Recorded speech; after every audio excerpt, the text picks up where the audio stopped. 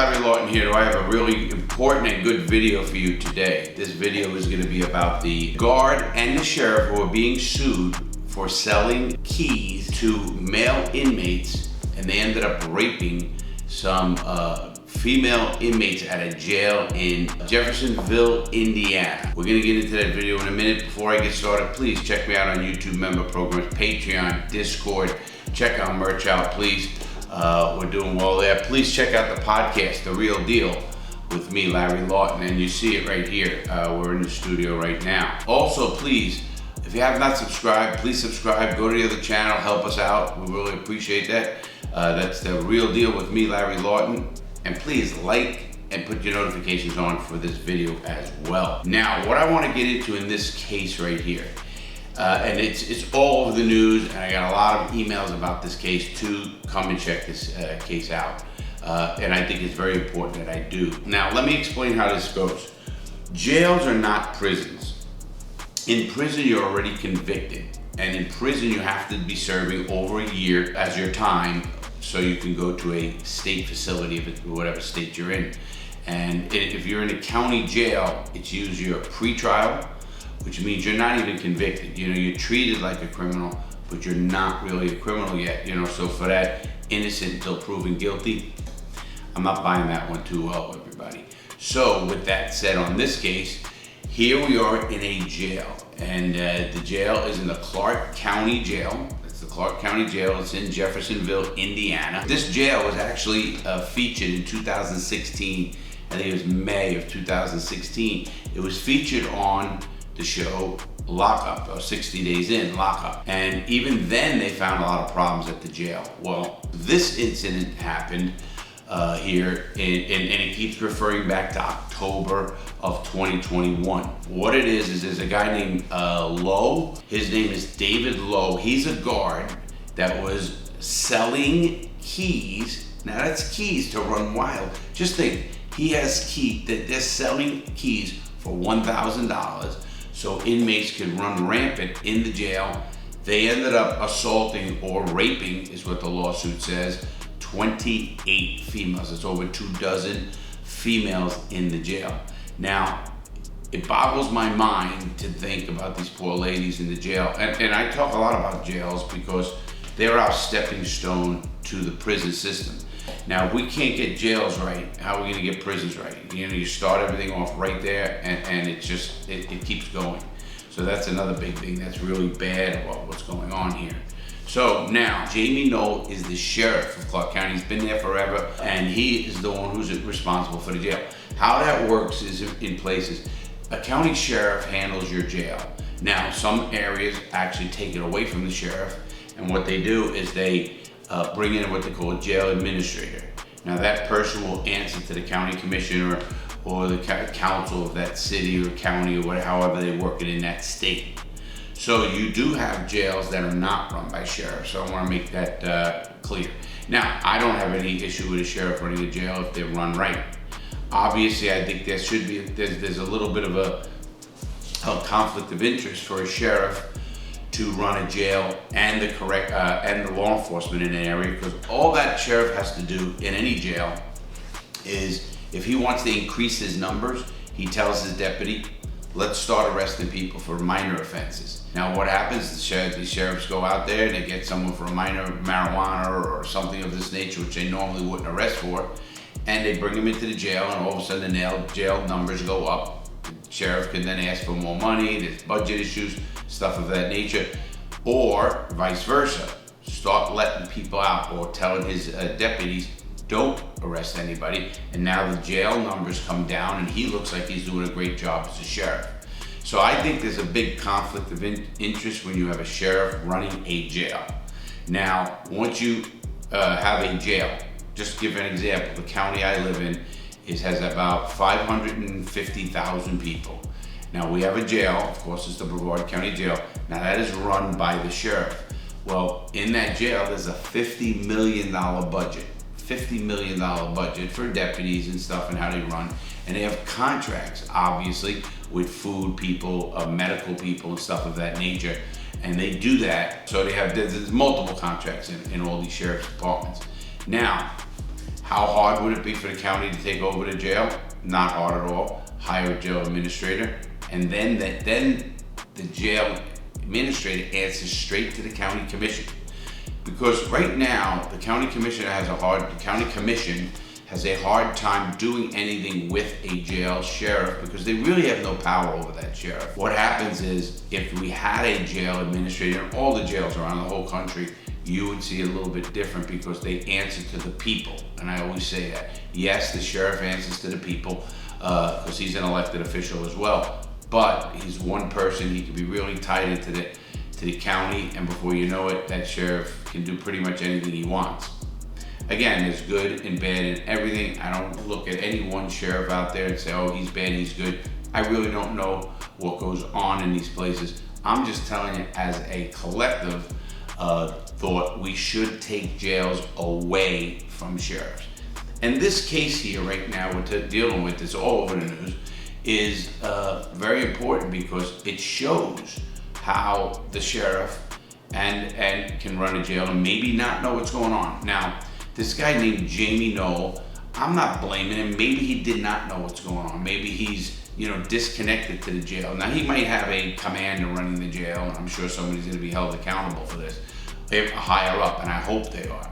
Now, there's been a civil lawsuit filed against David Lowe, and a federal civil rights lawsuit is filed against the sheriff and I'm sure the county as well, being it's in a county. And usually what happens is, of course, they sue everybody. And I'm not a big person on the suing end of things, but this guard, David Lowe, is selling keys. This just blew me away. Selling keys to male inmates for $1,000 to run rampant in this jail and actually assault 28 females. It's bad enough you get arrested for something in a jail. Now listen, again, let's not judge people. People who get arrested, it could be anything. It could be a DUI. It could be a DUI, you don't even have $500 to bail out. Or it could be a petty theft, or it could be something that's non-bailable, and you have to wait for a judge. So now that person is put in the jail. When I see that person being put in the jail, it's like, okay, he's in the jail, or she's in the jail. Let's not treat her like she's just been convicted, because she's not.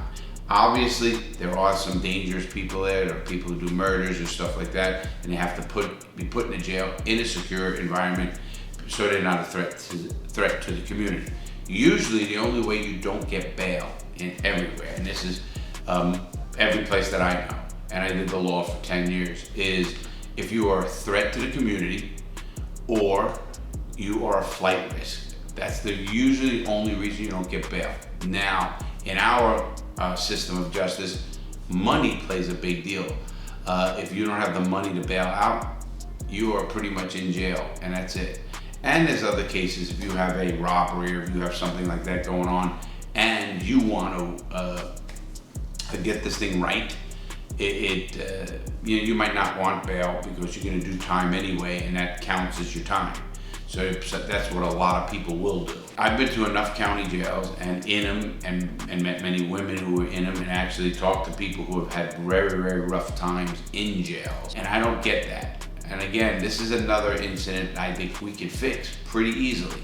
One, take the jail away from the sheriff, put him in a jail administrator, he answers right to the county commission.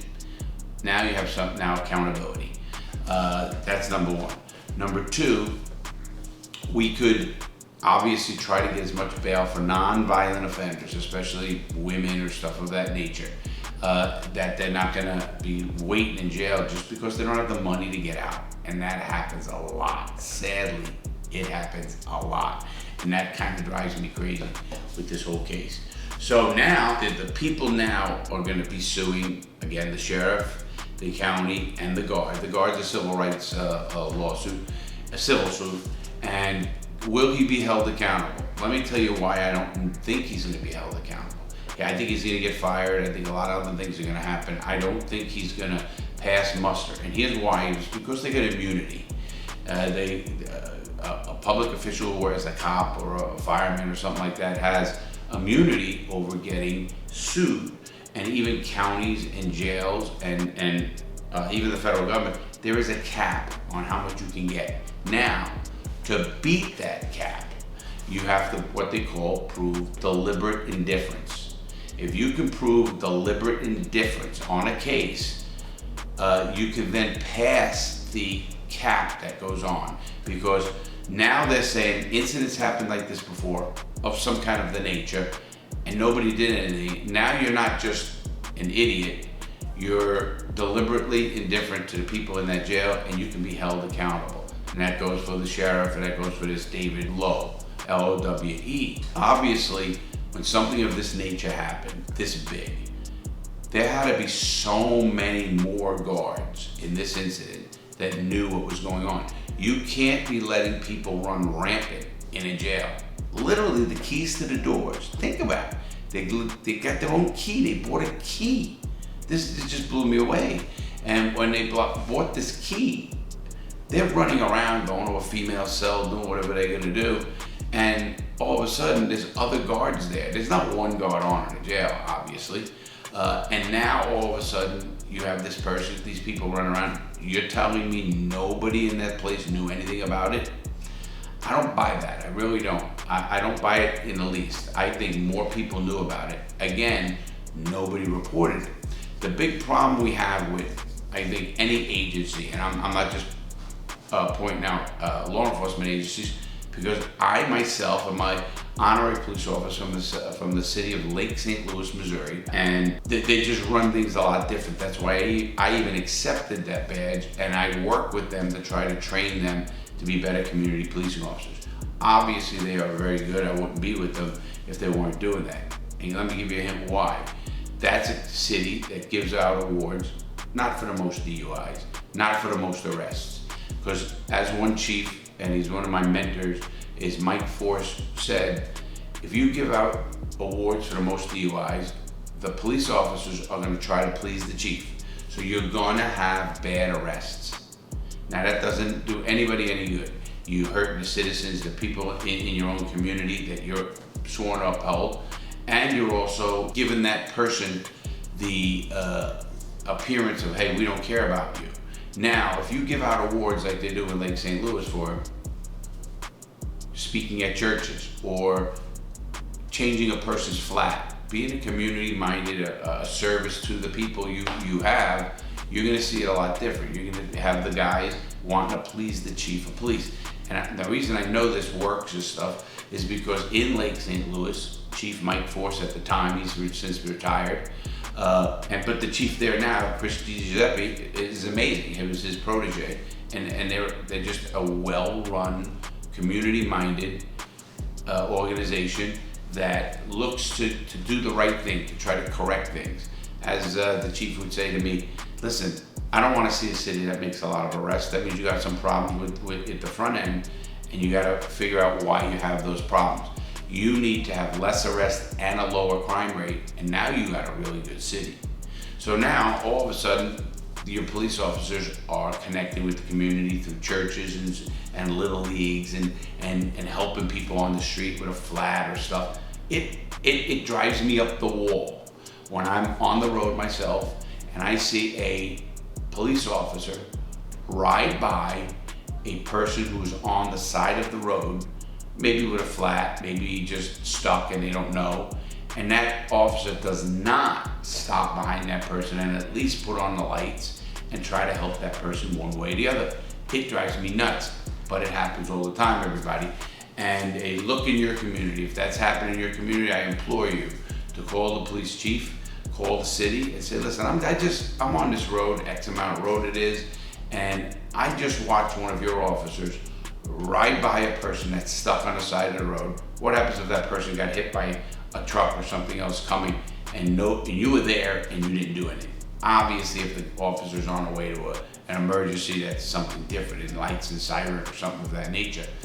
If not, he can take the radio and say, listen, I gotta stop here for 10 minutes. There's a lady stuck on the road and we're gonna try to get her help, whether it's a tow service or get a family member to come get her, whatever it's gonna be.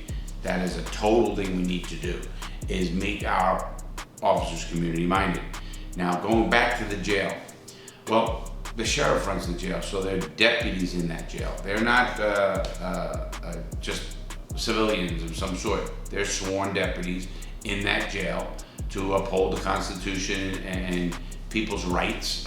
We went into that one time, and I think it's so important that we all remember that, because these people, anybody who's given the authority to either arrest or even shoot with under the color of law, we need to hold them in a higher accountability. This David Lowe should be held very, very seriously. Will he? I'm not so sure. I'm not so sure of the whole details, but it's all over the news right now, and I got all the information that everybody most got. And I look at this and I say, okay, how can this Sheriff Noel be held accountable? The only way that man can technically be held accountable, besides doing a real civil rights thing in the federal government, ends up suing him or bringing him up on charges for civil rights violations, the only way that sheriff can be held accountable is being voted out of office. Now, if you had a jail administrator and the county commission thought no confidence in this man, he's gone.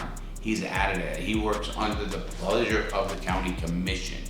So now this guy, David Lowe, as well as a law enforcement officer, if true, which I'm not seeing anybody say it's not true, $1,000 a key, letting people out. And think of this, how would you like it to be your sister, your mother, your aunt, or somebody you love, your wife, who had made a bad choice, whatever, got drunk at a bar and had a fight and hit a person with a glass bottle, whatever. I'm just coming up with things that can happen. And if that happens, your wife or whoever that is goes to the county jail.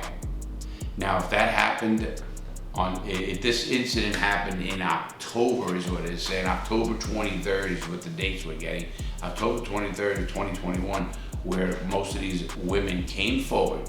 Listen, there's 28 of them on lawsuits. So this is not just something that, it might have happened.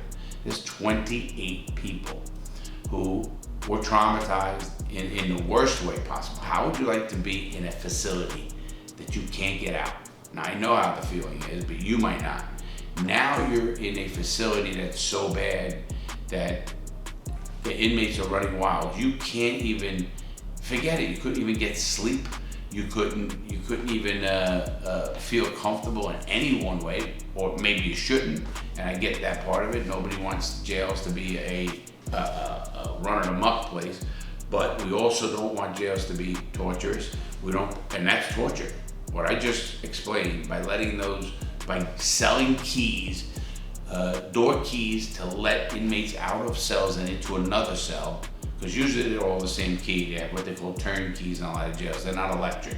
You turn the key, you open the doors, and that's you walk down the tier. Of course, it's one key. You can't have a key for every door. You look like a janitor. So anyway, this guy, Derek Lowe, sold keys to male inmates. Now, if your mother, daughter, or wife was in that jail and something happened to her, no matter what you did to get to that jail, you don't deserve to be raped. That's a sentence you don't deserve. You do not deserve to be raped or assaulted in any way. When they arrest you, they are charged with keeping you safe too. I mean, they have what they call the Prison Rape Elimination, PREA, Prison Rape Elimination Act. It's called PREA. They're trying to stop rapes in prison. Well, when you're part of the problem, you can't stop rapes. If that's going on as well, what else is going on in this jail? How can this Jeremy Noel have not seen this? I can't understand why nobody came forward earlier. All the guards that had to know what was going on, not just because most people know when you work in a building or you work with a corporation or you work with wherever you work out there. I can guarantee you, everybody watching this video, you know who the bad employee is in your job. When you know who he is and it's still happening, that means management's not doing anything. But in a civilian world, it doesn't mean anything. That guy loses profit and that's the end of it. But with law enforcement and in jails, people die, people get hurt, and people shouldn't have to live in that fear and be assaulted by this, act. Now, will this guard hopefully be charged under the Prison Rape Elimination Act, and then be also jumped onto a federal lawsuit, which I think that will happen. It happened in the Derek Chauvin case over in Minnesota. So these things do happen, and we need to eliminate all of this in the best way possible. And how do you do that? Man, hire right people. I don't know where people lose their morals, or it's not morals. How do you lose their character? Because I don't think anybody gets up on the side of the bed and says, okay, I don't care if people get raped. I mean, I couldn't watch a person get raped and not do anything about it. Couldn't do it. And I am by far not a perfect person. We all know that. I am just like you out there. I'm a regular person who wants to see our system become a better system. Listen, I'm imploring all politicians out there, any politician, and the politicians you know, you need to call your council, your county commissioner, and ask him, why don't we have a jail administrator if your place is run by a sheriff? Give you the hint, Brevard County runs it by the sheriff. Orange County, which was under Jerry Demings before he became mayor of Orange County, it's still run by a jail administrator, the county commissioner. He didn't even want the jail, the sheriff, because obviously there's headaches, but there's pluses, there's money, there's power, there's who knows what finagling goes on. Listen, human nature says something's going on. Put a microscope on that and you're gonna find a lot of things that are not right, and we as a society have to stop that. So this incident that was featured, the jail was featured, the incident wasn't featured, everybody. The jail was featured in 2016. This Clark County jail was used by 60 days in. They ended up putting undercover inmates in there. They ended up finding out a lot of bad things, and they were starting to clean up the jail. At least that's what some articles said back in 2016 when I was reading back on this case. You know, everybody, I think we just all have to use common sense. I'm the biggest believer in laws, but common sense should rule everything. I wouldn't care what laws on the books. In this case, these people are wrong. And I talk about that a lot. And again, I have to call out, when you have law enforcement doing it, you have a X amount of years person, this David Lowe, who was just looking for an opportunity to make money. Just think 1,000 keys. If 28 women were assaulted, how many keys did he sell? Or how many keys did this one guy have that went, major key, and did he get it and just start letting everybody out? No, because you'd see people on bail and bond more, and you'd see them get reduced sentences of stuff like that. But it's not happening. I really believe we, as a society, need to revamp our jail and prison systems, and I don't mean tomorrow, I mean ASAP. We are actually passing, and I say we, the people, who actually fund all of these organizations. So let me give you a number. It's called GEO, G-E-O. It's a private prison organization that makes a ton of $1 billion operations. Now they manage these facilities, and in fact, some of them they've built. Now what do? The only way they make money is more people get arrested. More people have to go through their jail. So with that said, everybody, you have a great day. Please make choices. I don't want to see you go where I went. And please pass this on. Please do that. Hit that like, hit that subscribe, and pass it on. Have a great day, everybody. Much respect.